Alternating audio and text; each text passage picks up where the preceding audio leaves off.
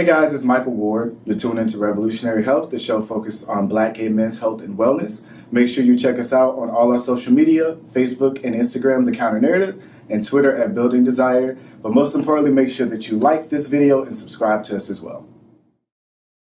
So today we're going to talk about vulnerability, which is just basically opening yourself up to be your true, authentic self with another person, which is something that I'm on my own personal journey working toward. And I wanted to share just some of the things in my journey that have helped me out in becoming more emotional vulnerability and showing up as who I really am, Michael Ward. So one of the things really that helped me become more emotionally vulnerable, I would say, is my nephew. So with my nephew being born, like him coming into this world, I like to call it my first real feeling of unconditional love, because there was this whole new person that came in this world that wanted nothing from me, that knew nothing about me, and he loved me just for being who I am. And I get to be uncle, which is one of the most exciting things to me, but really coming into the world, not knowing anything, having a mind of his own, and me as an uncle being able to just tell him about who I am and him learning who I truly am, really opened me up. And I call it making my heart burst open, because I love him with everything in me.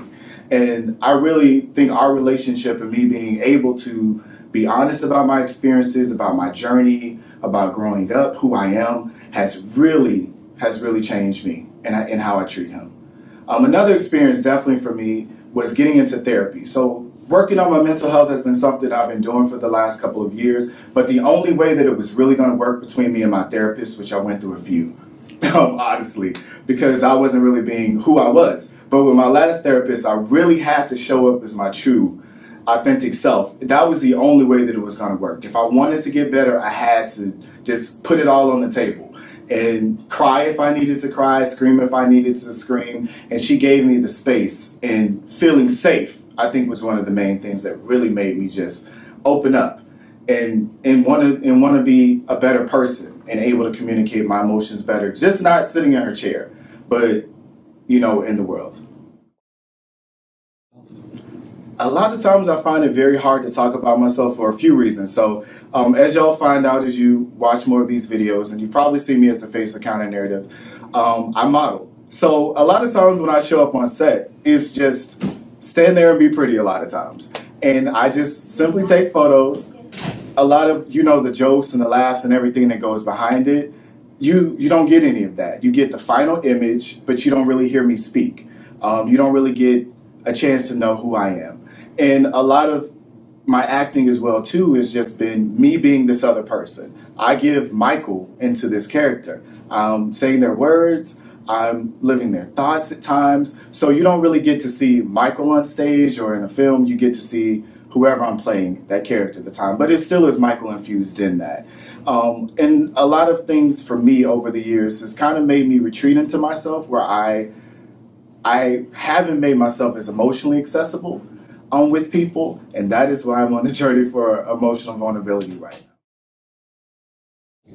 One of the things that has really helped me become more vulnerable in my life is definitely practicing on my friends. So let's say I'm scared to say something because I think somebody's going to fear their reaction, or I don't want to have them judge me or any of those things. A lot of times I'll practice on my friends. So case in point, I'll call my best friend up and I'll be like, okay, I don't really know if I should say this. I'm kind of scared to let this person know this side of me for whatever reason it is. They're going to leave me, or they may not like it. And I kind of just talk it out through somebody that I feel comfortable with. And I just speak it out, because I think getting it out for me is the hard part. So once I've actually said the words and it's out there, and I've got a friend on my side that I know is not judging me, is not doing any of those things for me, that it makes it a little bit easier for me to open up to whoever I'm saying that to, whether that's a partner, whether that's another one of my friends, whether that's my parents. But one of the major things for me has been therapy. And I know it's a privilege. I'm very privileged, sadly, to be able to afford a therapist and have coverage for a therapist. But find therapy in different ways. Art can be therapy. Talking to God or the universe or whatever that you believe in can be your therapy. But find something where you feel comfortable and you feel safe, and you have that moment where you can just show up and be yourself. And I definitely want to hear from y'all in the comments on how you yourself became more vulnerable. So that way, everybody reading it can share with each other, because I'm not the only person on this journey, and we want to heal together. So make sure you follow us as well on Twitter at Building Desire, Facebook and Instagram, The Counter Narrative as well. But most importantly, like the video, subscribe, and tune in every week.